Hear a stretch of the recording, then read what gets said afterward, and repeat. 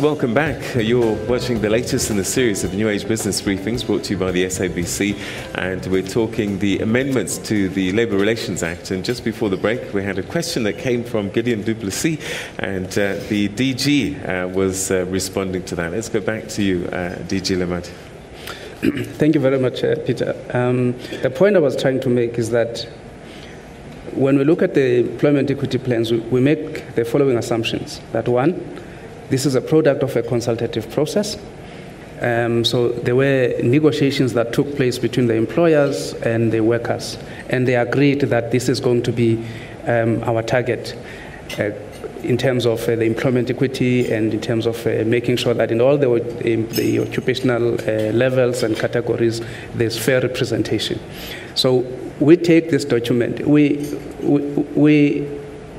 do not, I just want to stress this point, we do not prescribe to companies as to how should that employment equity plan look like. It's what companies tell us, and on the basis of what we receive, we then hold companies accountable for what they've given us.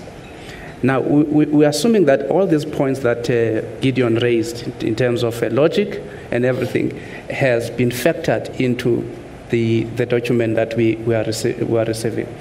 So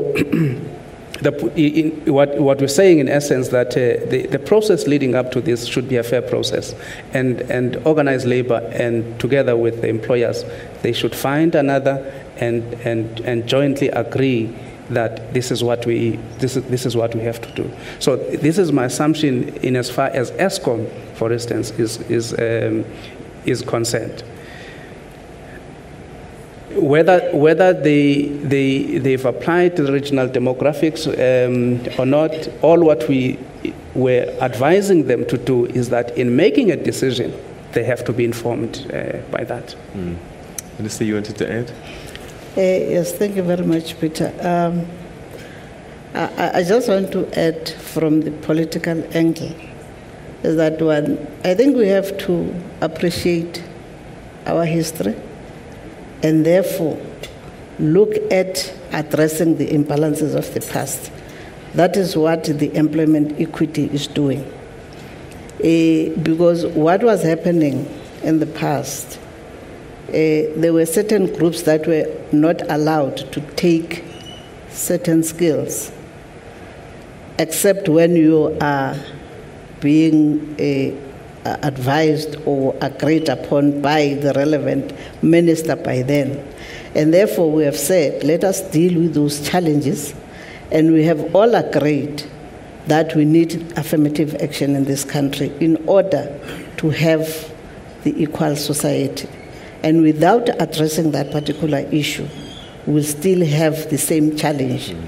And the challenge also is that whenever you talk about, particularly when it comes to the top management and senior management, is that people will argue that there are no skills in these particular fields.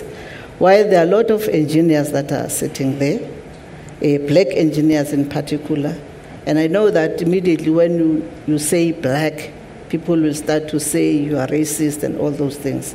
I think we have to admit where do we come from, and then we have to work together to address those challenges. Okay.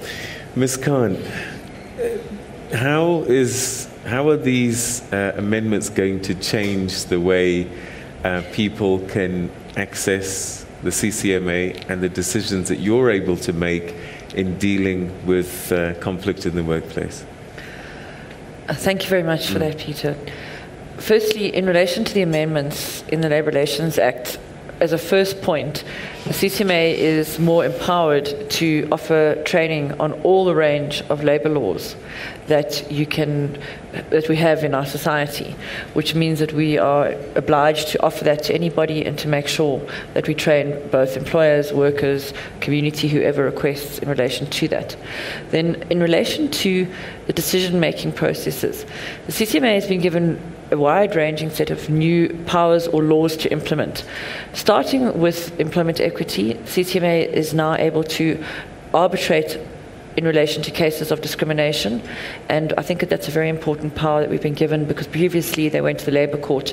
And I'm hopeful, just as the Minister said, that this will lead to an increase in cases and workers exerting their rights in relation to discrimination issues.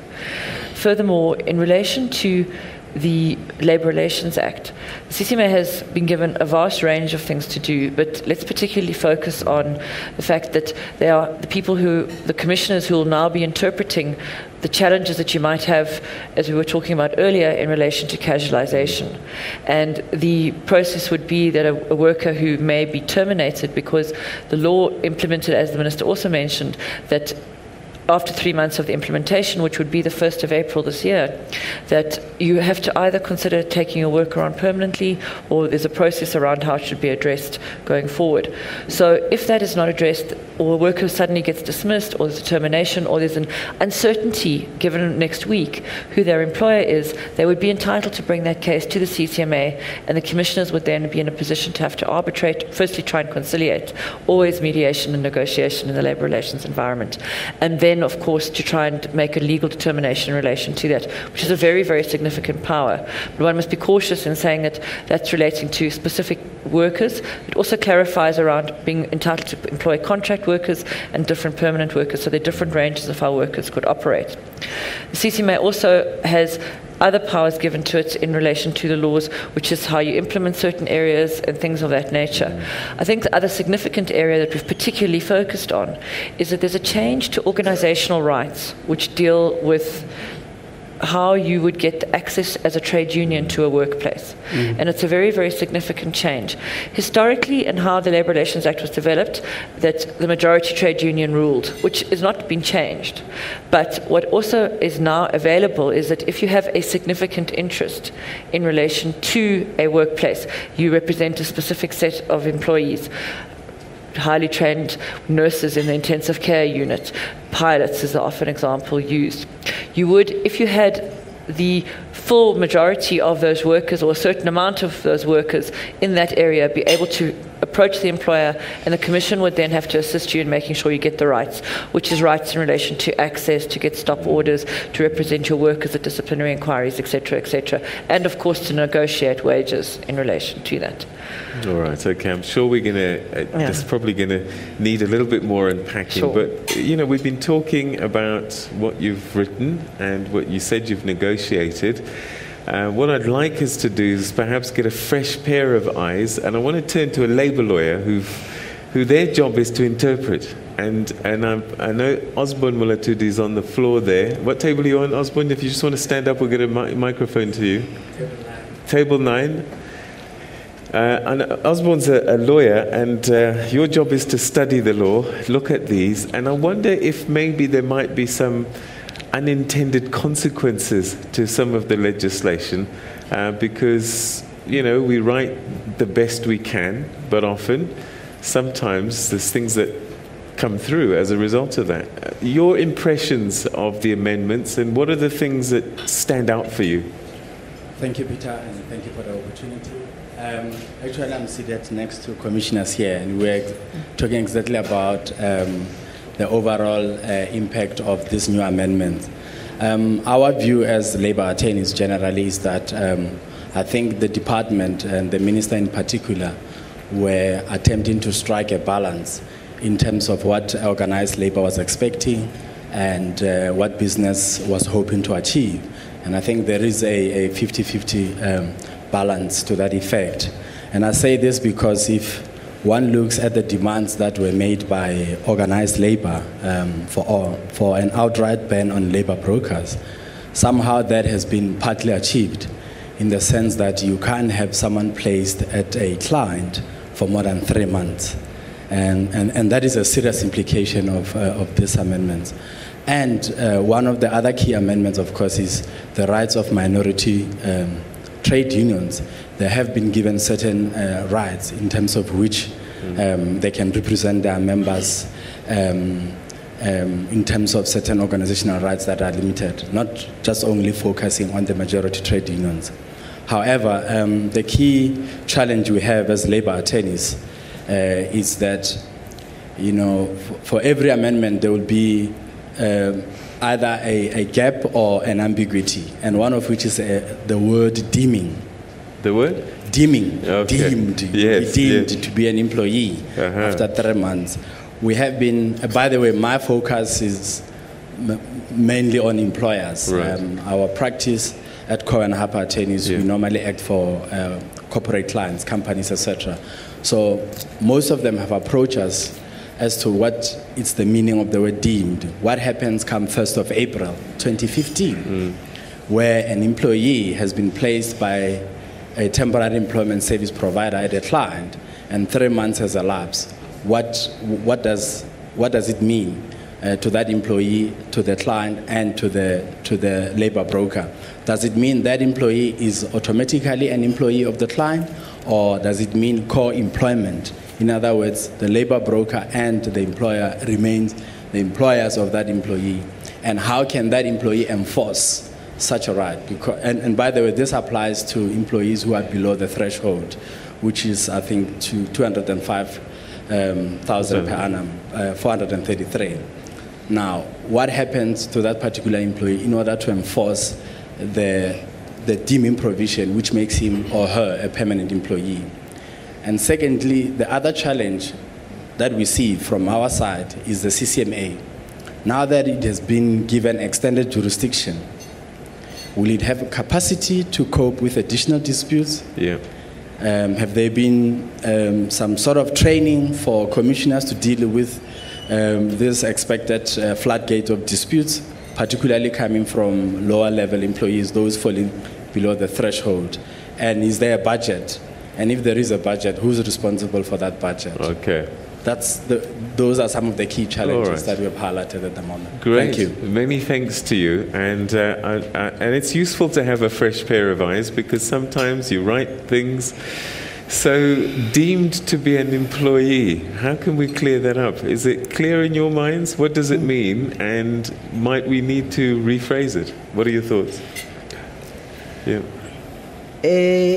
On that particular issue, we're looking at the issues, particularly when it comes to outsourcing and subcontracting, that if a company has been given the subcontract work, let's say for 6 months or 7 months, immediately after the contract for this worker for 3 months, we're saying that worker will be automatically permanent employee up until the contract that has been given to that company based on outsourcing or subcontracting ends. So that is where the deeming provisions comes in. And also when you look at the fixed term contract in particular, because some of the subcontracting and outsourcing, let's say the municipality or the department has outsourced the work, it's either for roads construction, it will be for a certain period of time. And therefore, that deeming provision is saying automatically up until the end of that subcontracting. That was our own understanding. Let me just add to what the minister has said. If you have a job, or let me rather put it this way, if you have a need for services and you identify the nature of the work that must be done, and you make a determination that this is something that I need, it has to be provided to the company. Now, you then provide people, you then say after 3 months, well, this work has to continue. Now, if this work has to continue after 3 months, then it means that there's a permanent need for this job, for this work to be done. Now, what you then require to do in terms of the law is to engage whoever has provided you with this person and say, I need the services of this person to continue. I mean, the law is clear. It says, In instances where you will require these services to continue beyond beyond 3 months, you have to provide plausible reasons for that, and the reasons are not limited to what is provided in the legislation. In the absence of any reasons that you've provided, then that employee will then be deemed to be a permanent employee. I think that's how we've structured it in the legislation. Okay, and then the CCMA, extended jurisdiction. Are you prepared for that? Yes, Peter, we've been very, very involved in making sure that we train our commissioners. We made application through the Department of Labour more than 2 years ago because, as the Minister indicated, it's taken quite a long time for the laws to be finally promulgated and negotiated amongst all the stakeholders. And we have trained up our commissioners. We've actually developed specialist commissioners who are specifically trained in dealing with the certain areas of the legislation, in particular the clauses we've just been talking about, which relate to the deeming provision of who's an employee in relation to employment equity cases, and particularly the organisational rights aspects, as well as everywhere else. So I'm perfectly comfortable to say here the CCMA is ready and waiting. We'll see what happens maybe next week around cases that might get referred. And so we've certainly been given budgets, and we're in a position to continue. All right. I'm going to get a view from some employer organizations shortly, but before that, table 17, we're going to find Gershon Musiani, but we'll do that straight after this break, so stay with us for that.